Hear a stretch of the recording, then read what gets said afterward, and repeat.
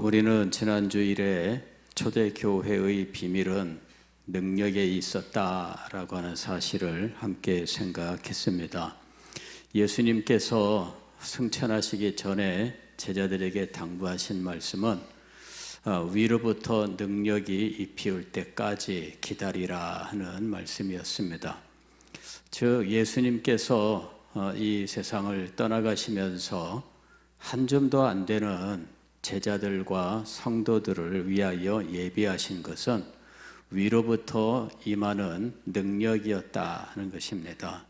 위로부터 임하는 그 능력으로 인하여 제자들은 새로운 힘을 얻고 능력을 얻어서 이 엄청난 이 세상을 직면하고 또 그들을 향해서 나아가되 두려워하지 아니하고 오히려 용기를 얻고 힘을 얻어서 나아갔던 것이죠.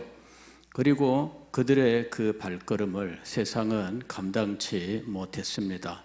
가는 곳마다 대적들이 있었으나 대적보다 더 큰 힘과 능력이 그들에게 임하였고 그리하여 그들은 대적들, 완고한 심령들, 견고한 성처럼 가로막는 이런 불신앙과 배교의 모든 물줄기들을 꺾어버리고 승리의 길을 가게 되었던 것이죠.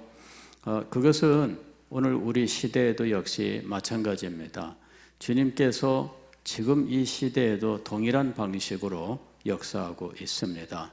우리가 깨달아야 할 것은 능력이 이 시대를 이긴다 하는 것입니다. 그런데 이 능력은 우리에게 있는 것이 아닙니다. 능력의 지극히 큰 것은 우리에게 있지 않다 하는 것이죠. 이제 제가 빠졌던 함정 가운데 하나가 무엇이냐면 이제 이런 사실들은 제가 말로는 다 이야기하고 알고 있다고 생각했지만 그러나 제게 능력이 없는 것을 늘 안타까워했고 또 우리 교회가 능력이 없는 것을 늘 실망하고 이제 이러는 가운데 있었던 거죠. 세상을 볼 때에 제가 능력이 없고 우리 교회가 너무나 부족하다 이런 생각들, 그런 생각들 때문에 사실은 힘을 얻지 못하고 있었던 거예요. 말로는 알고 있었습니다만은 진실로 알고 있지 못했다라고 하는 것을 보여주는 겁니다. 능력은 어디에 있는가? 우리가 지난주 누가복음 24장에서 생각했던 말씀은 능력이 위로부터 임한다라고 말씀하고 있습니다. 위로부터 능력이 입히올 때까지입니다. 능력은 위로부터 임하는 것이에요. 우리에게 있는 재능의 문제가 아닙니다. 우리에게 있는 어떤 힘의 문제가 아닙니다. 우리 인간적인 문제가 아닙니다. 그래서 스가랴에서도 이는 힘으로도 되지 아니하며 능으로도 되지 아니한다라고 말했던 겁니다. 힘과 능은 무엇이냐면은 인간의 재능 또 인간적인 능력을 말합니다. 인간은 어떤 거냐면은 크면 능력이 있다고 생각을 해요. 인간은 많이 모이면 능력이 있다고 생각을 합니다. 그래서 그것을 의지합니다. 인간은 돈을 의지하고 인간은 사람의 숫자를 의지합니다. 그리고 인간은 군대의 힘을 의지하고 있다라고 하는 것입니다. 군대는 말과 병거 이것을 가지고 사람들을 억압하는데 얼마나 대단하게 보입니까? 과거에 우리도 다 경험한 것입니다만은 국군의 날만 되면은 시가행진이라는 것이 있었잖아요. 그러면은 뭐 탱크도 동원하고 뭐 장갑차도 동원하고 병사들도 열을 맞춰서 행진하고 그러는데 뭐 그거 보고 있으면은 뭐 엄청난 힘이 있는 것처럼 막 속에서 감격이 솟아나지 않습니까? 예. 그래서 각종 뭐 무기들, 미사일 뭐 이런 것들까지 다 그 행진하는데 동원하잖아요. 근데 나중에 알고 보니까 그건 뭐 그렇게 내세우는 것이 대단한 거 아니더라고. 예. 물론 그런 것들을 많이 가지고 성능이 좋으면 전쟁하는 데 유리한 것은 맞습니다만은, 그러나 우리는 그것을 의지하는 사람들이 아닙니다. 우리는 인간의 힘도 의지하지 않고 인간이 많이 모여야 힘을 내는 그런 것을 의지하지도 않습니다. 때로 우리가 낙심하는 게 그거예요. 우리 교회는 숫자도 작은데, 우리 교회는 뭣도 약한데, 우리 교회는 뭣도 없는데, 이런 것들이죠. 그러나 그것은 사람이 의지하는 것입니다. 그것이 복음 전파에 근본적으로 능력을 발휘하는 요인이 아닙니다. 복음 전파에 진정으로 능력을 발휘하는 것은 위로부터 임하는 것입니다. 위로부터 임하는 것이 바로 이 사람들을 바꿔놓고 삶을 바꿔놓고 시대를 바꾸어 놓는 것입니다. 위로부터 능력이 임하는 것, 이것이 바로 교회를 힘있게 하고 시대를 새롭게 하는 놀라운 일이다라고 하는 것이죠. 이것을 우리가 결코 잊으면 안 됩니다. 우리를 보면서 자꾸만 낙심하고 실망하고 뒤로 물러가고 그래서는 안 됩니다. 언제나 우리를 보는 것이 아니라 위로부터 임하는 능력을 바라보아야 한다 하는 것입니다. 부흥은 바로 위로부터 능력이 임하고 그것이 어떻게 시대를 새롭게 하는지를 보여주는 하나의 예라고 하는 것이죠. 부흥을 바라볼 때 부흥은 사람들이 많이 모였기 때문에 일어나는 것이 아니에요. 부흥은 사람들이 헌금을 많이 해서 일어나는 것도 아닙니다. 부흥은 위로부터 능력이 임하기 때문에 일어나는 거예요. 그리고 그것은 사람들의 숫자와 상관이 없어요. 사람들이 없다고 생각되는 산골짜기에도 부흥이 임하면 어디에서 사람들이 몰려드는지 그 산골짜기를 가득 메우는 사람들이 그냥 사방에서 몰려들게 되어 있는 것입니다. 여러분, 위로부터 능력이 임해야 된다라고 하는 것이죠. 지금 우리들이 간절히 소망해야 할 것은 위로부터 능력이 임하는 것입니다. 자, 그런데 위로부터 능력이 임할 때 우리들이 끝까지 지켜야 하는 것은 무엇인가 하면은 능력을 기다리는 거예요. 능력이 임할 때까지 기다리는 겁니다. 위로부터 능력이 입혀올 때까지 기다리라 이렇게 말씀하셨는데 기다림이 정말 중요한 거예요. 사도행전 1장에도 예수님께서 승천하시기 전에 4절 말씀을 보면은 예루살렘을 떠나지 말고 내게서 들은 바 아버지께서 약속하신 것을 기다리라 하고 말씀하셨습니다. 기다리면은 어떤 일이 벌어지는 겁니까? 8절 말씀처럼 오직 성령이 너희에게 임하시면 너희가 권능을 받고, 능력은 기다릴 때, 그리고 언제까지 기다려야 되느냐 하면 임할 때까지 기다리는 거죠. 임하는 그때까지 기다리지 못하고 자리에서 일어나는 거예요.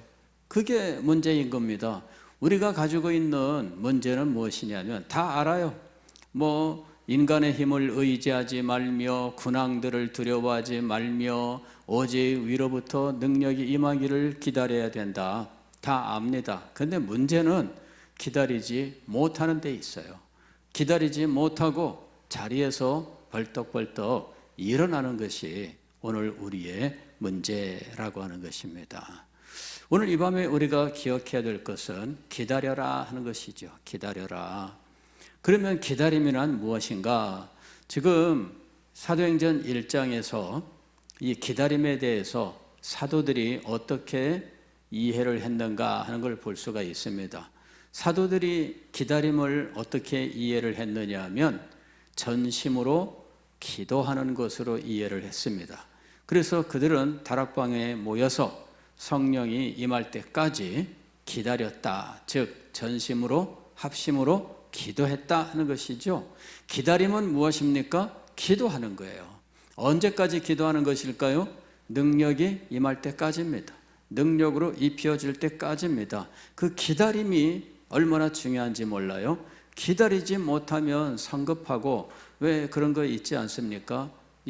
자꾸만 밥이 됐나 안 됐나 뚜껑을 열어보느라고 나중에 밥이 제대로 안 되는 거죠.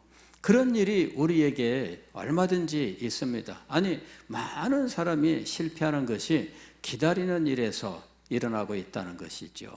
제대로 기다리지 못하여 실패하는 것, 그것이 오늘 우리들이 실수하는 문제인 것입니다. 기다려라 하는 것입니다. 최근에 제가 이 사도 바울의 일대기에 대해서 계속 묵상을 하고 있는데, 집중적으로 이번 주에 묵상했던 것은 다소에서 사도 바울이 10년 세월을 어떻게 보냈는가 하는 것이었습니다. 그는 다메섹 도상에서 예수 그리스도를 만나고, 또 아나니아를 통해서 복음을 듣고 세례를 받고, 또 그에게 놀라운 은혜가 임하게 되었는데, 그는 아라비아로 가서 이제 성경을 연구하고 다메섹으로 와서 복음을 전하다가 마침내 예루살렘을 방문합니다. 그리고 예루살렘에 있는 유대인들이 사울에 대하여 소요를 벌이니까 거기 있는 성도들이 그를 보호해서 가이사랴로 보내게 되죠. 가이사랴로부터 북상을 해서 그는 고향 다소로 돌아가게 되는데, 다소에서 10년 동안 머물러 있습니다. 그곳에서 무엇을 했는지 사울은 말한 적이 없습니다. 그리고 그곳에서 분명히 무엇인가를 했을 것인데, 사울의 성격상 거기서 아무것도 안 하고 지냈을 리가 없습니다. 거기서 복음을 전하고 교회를 이루었을까? 그런데 그렇지 않지요. 다소에서 교회를 이루었다는 기록이 없습니다. 안디옥에서 이방인들에게 복음이 전해졌고 안디옥 교회가 세워지고, 그 후에야 안디옥의 바나바가 예루살렘 교회의 파송을 받아 오게 되었는데, 그제서야 바나바가 다소에 가서 사울을 안디옥으로 초청합니다. 그래서 다소에서 교회가 세워진 것이 아니에요. 이방인들의 교회가 세워지지 않았어요.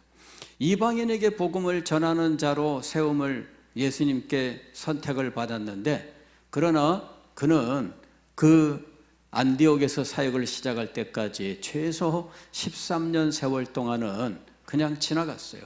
3년은 아라비아에서 있었고 10년은 다소에서 있었는데, 이 13년의 세월은 도대체 뭐하는 세월이었을까? 이게 수수께끼입니다. 그래서 학자들이 이 부분을 밝혀내기 위해서 많이 연구를 했는데, 아라비아로 간 것은 아마도 성경을 깊이 연구하기 위해서, 그래서 예수 그리스도가 하나님의 아들 메시아인 것과 그의 십자가와 부활과 성령의 임하심과 이런 것들과 구약 성경의 모든 교훈들 사이를 알아보는 연구 과정이 있지 않았을까, 이렇게 이제 생각들을 합니다. 이때 아라비아는 보통 시내산이 있는 그 지역을 의미한다라고 이야기를 합니다. 아마도 그는 모세의 발자취를 따르고 모세의 율법으로부터 시작되는 이스라엘 민족들에 대해서, 그 다음에 그 이스라엘 민족들의 소망과 예수 그리스도의 메시아식에 대해서 하나님의 뜻을 연구한 것이 아니겠는가, 이렇게 생각을 합니다. 자, 그런데 다소에서는 도대체 무슨 일을 했을까 하는 것이죠. 다소에서 아마 크게 두 가지 일을 했을 것으로 보입니다. 하나는 그곳에서 이 천막 만드는 일을 아마 배우고 있었을 것이다. 어떤 사람은 그 업 자체가 그 집안의 업이 텐트 메이킹이 아니냐, 이렇게들 생각하는데, 그랬을지라도 바울 자신이 어렸을 때부터 텐트 만드는 일을 익힌 것은 아닙니다. 왜냐하면 어릴 때 이미 예루살렘에 보내져서 예루살렘에서 공부를 하면서 가말리엘 문화에서 성장을 했거든요.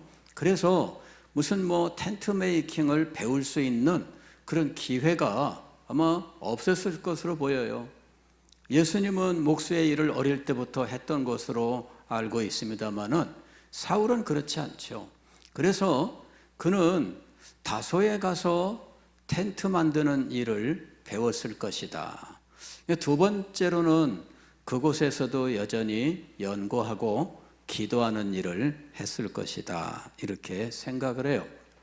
저는 그 10년 세월을 가만히 생각하면서 이 세월은 그냥 세상을 떠나서 집거한 삶이 아니라 이후에 선교를 위하여 준비하는 기간이 왔을 것이다.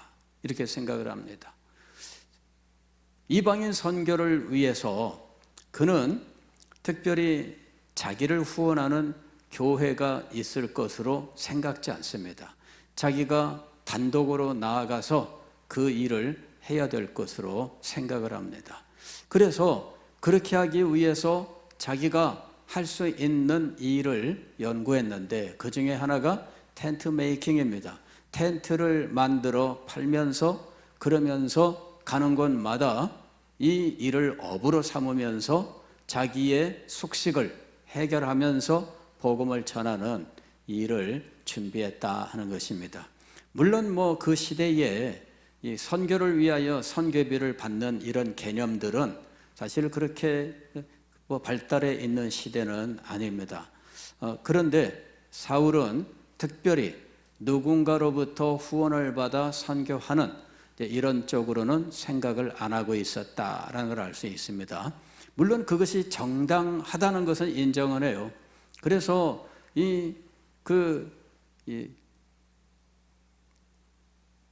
소가 일을 하면 당연히 소 입에 멍에를 매서 곡식을 먹지 못하게 하는 그건 안 된다 이렇게 얘기하잖아요. 그러니까 일하는 자에게는 먹을 것을 주고 일할 수 있도록 해야 된다.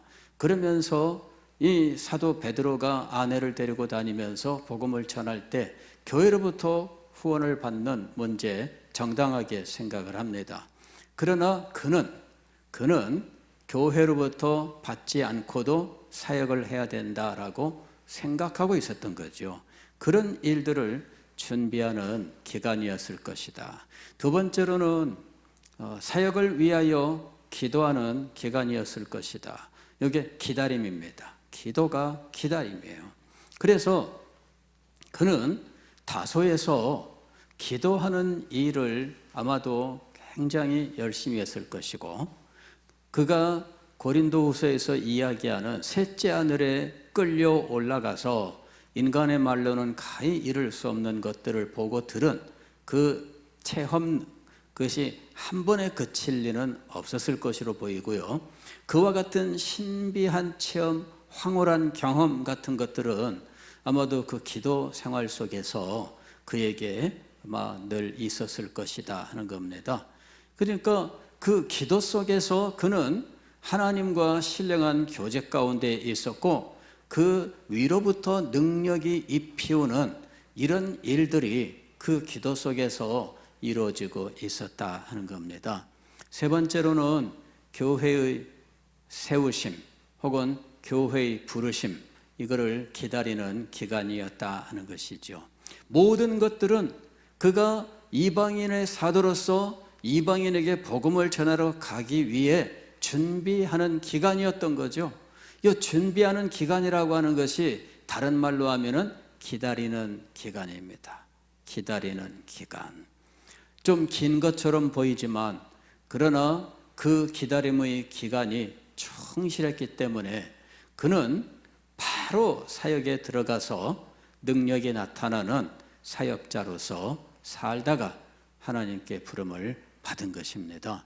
사도 바울은 준비하는 기간이 참 길었던 인물입니다. 그는 어린 시절부터 유대인으로서 교육받고 그리고 후에는 바리새인으로서 가말리엘의 문화에서 랍비로서 훈련을 받았고 그리고 나서 예수님을 만난 후에는 성경을 연구하는 것과 기도하는 것과 텐트 메이킹을 준비하는 것과 이런 모든 과정에 그는 정말 정성스럽게 기다리고 또 기다렸다 하는 것입니다. 그리고 하나님께서는 그렇게 기다렸던 사도 바울에게 능력을 입혀 그를 사용하셨다 하는 것이지요. 그래서 그 사울이 하나님께 쓰임 받을 때 그가 남겼던 자취는 다른 사람이 감히 따를 수 없는 엄청난 자취를 남긴 겁니다. 사도 바울이 이 기독교를 세웠다라고 말할 수 있을 만한 자취를 남긴 거예요. 예수님의 12 제자가 탁월한 인물들이면 분명하지만 그러나 예수 그리스도의 가르침을 체계화하고 이것을 세워나간 인물은 바로 사도 바울인 것이죠. 그래서 후대 인물들이 사도 바울을 볼 때에 그가 기독교를 세웠다 이렇게 이야기를 하고, 심지어 어떤 사람은 이 사도 바울이 유대 기독교를 헬라 기독교로 만들었다 이렇게 이야기하면서 현대 우리가 믿는 이 기독교는 바울이 세워놓은 기독교다 이렇게 말을 하는 정도까지, 바울 자신이 그야말로 다 세워놓았다 이렇게 말할 정도의 업적을 남긴 거예요. 신약 성경이 27권이지만 그 중에 13권 혹은 14권이라고 말하는 사람도 있습니다만은 이것이 사도 바울의 저작입니다. 그래서 사도 바울의 저작이 바로 이 기독교의 진리를 밝히고 이것을 이 위에 교회가 세워지는 놀라운 역사를 이루게 된 것입니다. 준비 기간이 길다. 그래서 너무 길기 때문에 얼마 쓰임받지 못했다? 아닙니다. 준비 기간이 길었는데 그는 그 기간 동안에 준비된 모든 것들을 다 남김없이 사용할 수 있었고, 그것이 초대 교회를 바로 세우는 일에 결정적으로 쓰임을 받은 것입니다. 그냥 쉽게 무슨 일이든 달려드는 것, 그것이 제일은 아닙니다. 여러분, 사도 예수님의 제자, 그러나 그 3년 동안의 가르침이 비록 작은 건 아닙니다. 왜냐하면 예수님과 날마다 숙식을 함께 하면서 배웠던 것이기 때문에 작은 건 아닙니다. 그리고 오순절 성령이 임하고 능력으로 역사한 것이 맞습니다. 그러나 사도 바울의 준비에 비하면 그 준비 기간과 준비하는 내용이 달랐다 하는 것입니다. 사도 바울이 바로 이렇게 진리를 체계화하고 이것 위에 교회를 세울 수 있도록 된 것에는 그가 말씀을 배우고 연구하고 기도하고 하는 이 준비 기간이 충분했었고 또 준비하는 내용이 충실했었기 때문이다 하는 것입니다. 아무것도 배우지 못한 사람이 의욕만 가지고 나아가는 것과 충분히 배운 사람이 제대로 연구하고 준비해 나가는 것은 전혀 다릅니다. 다만 어떤 경우이든지 능력이 역사해야 된다 하는 것입니다. 아무리 많이 배워도 능력이 없으면 소용이 없습니다. 아무리 많이 책을 읽어도 능력이 없으면 소용이 없습니다. 그래서 오늘 이 밤에 우리가 분명히 기억해야 됩니다. 능력이 있어야 됩니다. 그리고 이 능력이 제대로 쓰임받을 수 있도록 우리는 능력을 기다려야 된다 하는 것입니다. 기다림의 기간이 조금 길어도 조급해하지 말고 충분히 연구하고 충분히 기도하면서 기다려라 하는 것입니다. 사도 바울은 바로 그와 같은 예를 우리들에게 보여줍니다. 저는 다소에서의 10년 세월이 시간을 낭비한 것이 아니었다라는 사실을 점점 확신합니다. 그 기간에 그는 앞으로 자기가 다니면서 천막 짓는 일을 하여 생계를 유지하면서 복음을 전하는 준비를 충분히 갖추었고, 또 사역함에 있어 말씀의 은혜와 능력을 위해서 기도하고 준비하는 충분한 기간이었다라고 하는 확신이 점점 들어갑니다. 정말 그럴 것입니다. 사도 바울이 그 시간을 허송세월했다고 생각할 수가 없습니다. 사도 바울이 그 시간 동안에 무슨 낙심하고 실망하고 그래서 세상을 떠나고 그랬던 시간이라고 볼 수가 없습니다. 그는 준비하고 있었어요. 다른 말씀으로 바꿔서 말씀을 드리면 그는 기다리고 있었습니다. 다른 말로 말씀을 드리면 그는 기도하고 있었습니다. 위로부터 능력이 입혀올 때까지입니다. 오늘 우리도 마찬가지예요. 우리 교회도 능력이 입히울 때까지 기다릴 줄 알아야 됩니다. 즉 능력이 우리에게 임할 때까지 우리는 기도할 수 있어야 하는 것입니다. 기도하겠습니다. 이 시간